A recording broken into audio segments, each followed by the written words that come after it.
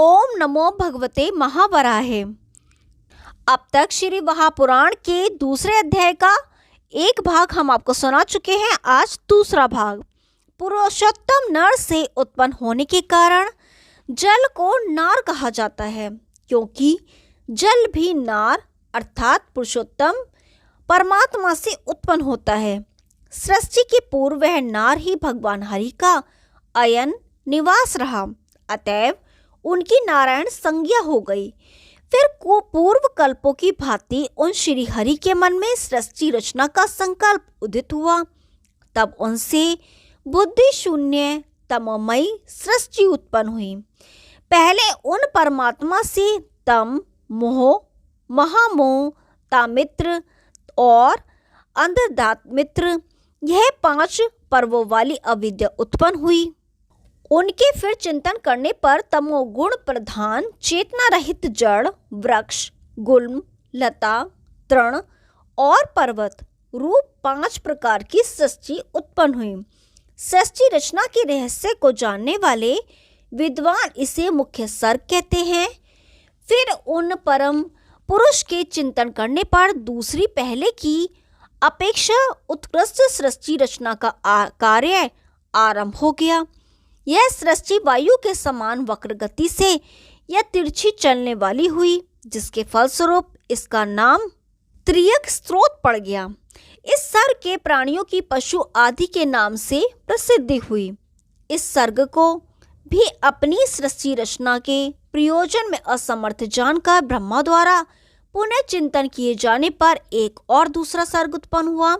यह उधर स्रोत नामक तीसरा धर्मपरायण सात्विक सर्ग हुआ, जो देवताओं के रूप में उधर्व स्वर्गादि लोकों में रहने लगा।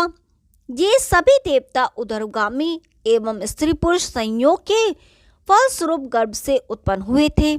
इस प्रकार इन मुख्य सृष्टियों की रचना कर लेने पर भी जब ब्रह्मा ने पुनः विचार किया तो उनको ये भी परम पुरुषार्थ मोक्ष के साधन में असमर्थ दिखे। तब फिर उन्होंने सृष्टि रचना का चिंतन करना प्रारंभ किया और पृथ्वी आदि नीचे के लोकों में रहने वाले अवाक स्रोत सर्ग की रचना की। इस अवाक स्रोत वाली सृष्टि में उन्होंने जिनको बनाया वे मनुष्य कहलाए और वे परम पुरुषार्थ के साधन के योग्य थे। इनमें जो सत्व गुण विशिष्ट थे वे प्रकाश युक्त हुए। रज एवं तमोगुण की जिनमें अधिकता थी वे कर्मों का बारंबार अनुष्ठान करने वाले एवं दुखयुक्त हुए। सुभगे, इस प्रकार मैंने इन 6 सर्गों का तुमसे वर्णन किया। इनमें पहला महतत्व संबंधी सर्ग, दूसरा तन्मात्राओं से संबंधित भूत सर्ग और तीसरा वैकारिक सर्ग है, जो इंद्रियों से संबंध रखता है। इस प्रकार समष्टि बुद्धि के संयोग से उत्पन्न होने के कारण यह प्राकृत सर्ग कहलाया। चौथा मुख्य सर्ग है पर्वत, वृक्ष आदि स्थावर पदार्थ ही इस प्रकार मुख्य सर्ग के अंतर्गत हैं। वक्र गति वाले पशु पक्षी त्रियक स्रोत में उत्पन्न होने से त्रियोगिनी या त्रियक स्रोत के प्राणी कहे जाते हैं। विधाता की सभी सृष्टियों में उच्च स्थान रखने वाली 6ठी सृष्टि देवताओं की है। मानव उनकी 7वीं सृष्टि में आता है। सत्वगुण और तमोगुण मिश्रित 8वां अनुसर्ग माना गया है, क्योंकि इसमें प्रजाओं पर अनुग्रह करने के लिए ऋषियों की उत्पत्ति होती है। इनमें बाद के 5 वैकृत सर्ग और पहले के 3 प्राकृत सर्ग के नाम से जाने जाते हैं। नवा कोमार सर्ग प्राकृत वैकृत मिश्रित है। प्रजापति के ये 9 सर्ग कहे गए हैं। संसार की सृष्टि में मूल कारण यही है। इस प्रकार मैंने इन सर्गों का वर्णन किया। अब तुम दूसरा कौन सा प्रसंग सुनना चाहती हो? पृथ्वी बोली, भगवान, अव्यक्त जन्मा ब्रह्मा द्वारा रचित यह नवदह सृष्टि किस प्रकार विस्तार को प्राप्त हुई? अच्युत, आप मुझे बताने की कृपा करें। भगवान वराह कहते हैं, सर्वप्रथम ब्रह्मा द्वारा रुद्र आदि देवताओं की सृष्टि हुई। इसके बाद सनकादि कुमारों तथा मरीचि प्रभृति मुनियों की रचना हुई। मरीचि, अत्रि, अंगिरा, पुलह, क्रतु, महान तेजस्वी पुलत्स्य, प्रचेता, भृगु, नारद एवं महातपस्वी वशिष्ठ, ये 10 ब्रह्मा जी के मानस पुत्र हुए। उन परमेष्ठी ने सनकादिकों को निवृत्ति संज्ञक धर्म में तथा नारद जी के अतिरिक्त मरीचि आदि सभी ऋषियों को प्रवृत्ति संज्ञक धर्म में नियुक्त कर दिया। ये जो आदि प्रजापति हैं, इनका ब्रह्मा के दाहिने अंगूठे से प्राकट्य हुआ है, इसी कारण ये दक्ष कहलाते हैं और इन्हीं के वंश के अंतर्गत यह सारा चराचर जगत है।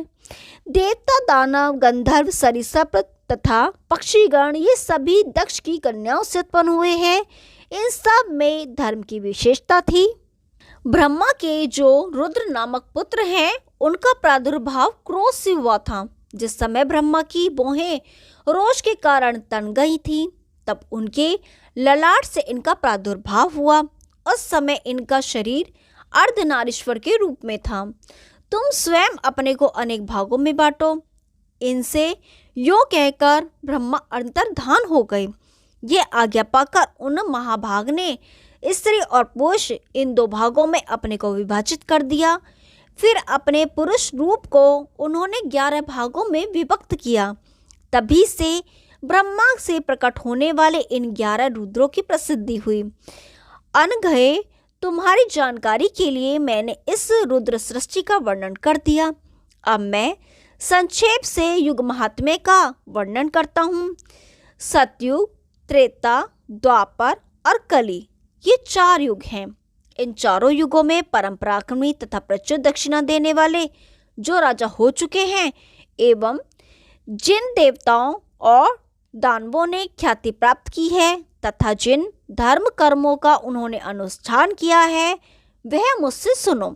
पूर्व काल की बात है। प्रथम कल्प में स्वयंभु मनु हुए।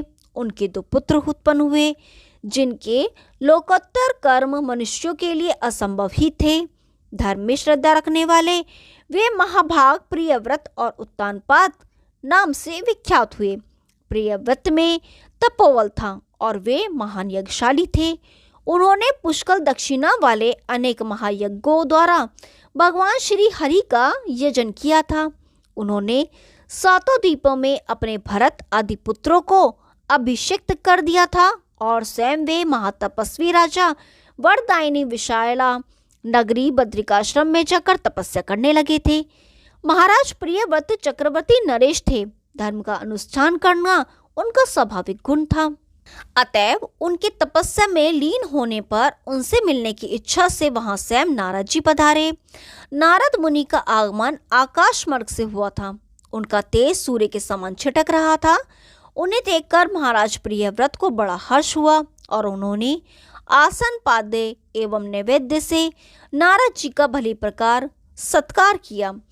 तत्पश्चात उन दोनों में परस्पर वार्ता आरंभ हो गई। अंत में वार्तालाप की समाप्ति के समय जब राजा प्रियव्रत ने ब्रह्मवादी नारद जी से पूछा, राजा प्रियव्रत बोले, नारद जी, आप महान पुरुष हैं। इस सतयुग में आपने कोई अद्भुत घटना देखी या सुनी हो तो उसे बताने की कृपा करें। नारद जी ने कहा, महाराज, अवश्य ही मैंने एक आश्चर्यजनक बात देखी है, वह सुनो। कल मैं श्वेतद्वीप गया था। मुझे वहां पर एक सरोवर दिखलाई पड़ा। उस सरोवर में बहुत से कमल खिले हुए थे। उसके तट पर विशाल नेत्रों वाली एक कन्या खड़ी थी। उस कन्या को देखकर मैं अत्यंत आश्चर्य में पड़ गया। उसकी वाणी भी बड़ी मधुर थी। मैंने उससे पूछा, भद्रे, तुम कौन हो? इस स्थान पर कैसे निवास करती हो और यहाँ तुम्हारा क्या काम है?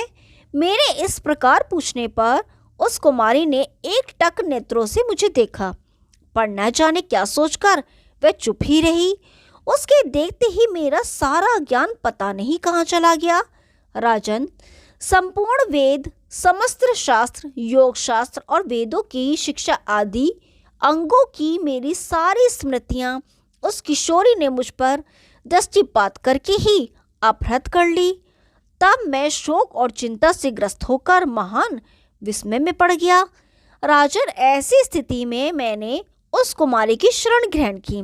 इतने में ही मुझे उस कुमारी के शरीर में एक दिव्य पुरुष दृष्टिगोचर हुआ।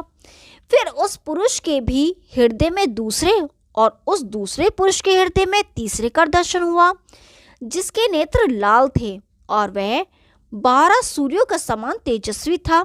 इस प्रकार उन तीनों पुरुषों को मैंने वहां देखा जो उस कन्या के शरीर में स्थित थे, सुव्रत। फिर क्षण भर के बाद देखा तो वहां केवल वह कन्या ही रह गई थी एवं अन्य 3 पुरुष अदृश्य हो गए थे।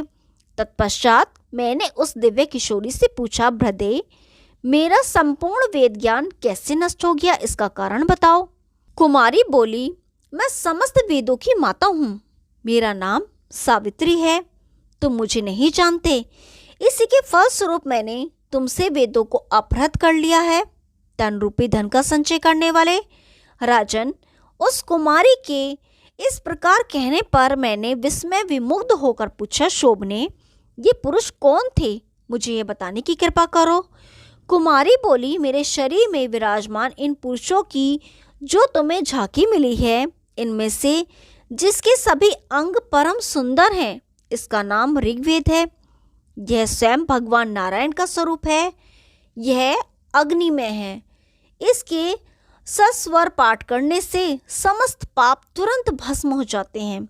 इसके हृदय में यह जो दूसरा पुरुष तुम्हें दृष्टिगोचर हुआ है, जिसकी उसी से उत्पत्ति हुई है, वह यजुर्वेद के रूप में स्थित महाशक्तिशाली ब्रह्मा है। फिर उसके वक्षस्थल में भी प्रविष्ट जो यह परम पवित्र और उज्जवल पुरुष दिख रहा है, इसका नाम सामवेद है। यह भगवान शंकर का स्वरूप माना गया है। स्मरण करने पर सूर्य के समान संपूर्ण पापों को यह तत्काल नष्ट कर देता है। ब्राह्मण, तुमको दृष्टिगोचर हुए ये दिव्य पुरुष तीनों वेद ही हैं। नारद, तुम ब्रह्मपुत्रों के शिरोमणि और सर्व ज्ञान संपन्न हो। यह सारा प्रसंग मैंने तुम्हें संक्षेप में बता दिया। अब तुम पुनः सभी वेदों और शास्त्रों को तथा अपनी सर्वज्ञता को पुनः प्राप्त करो। इस वेद सरोवर में तुम स्नान करो। इसमें स्नान करने से तुम्हें अपने पूर्व जन्म की स्मृति हो जाएगी। राजन, यह कहकर वह कन्या अंतर्धान हो गई। तब मैंने उस सरोवर में स्नान किया और तदंतर आपसे मिलने की इच्छा से यहाँ चला आया। ओम नमो भगवते महावराहे। दूसरा अध्याय समाप्त हुआ। कल तीसरा अध्याय शुरू करेंगे। तब तक के लिए नमस्कार।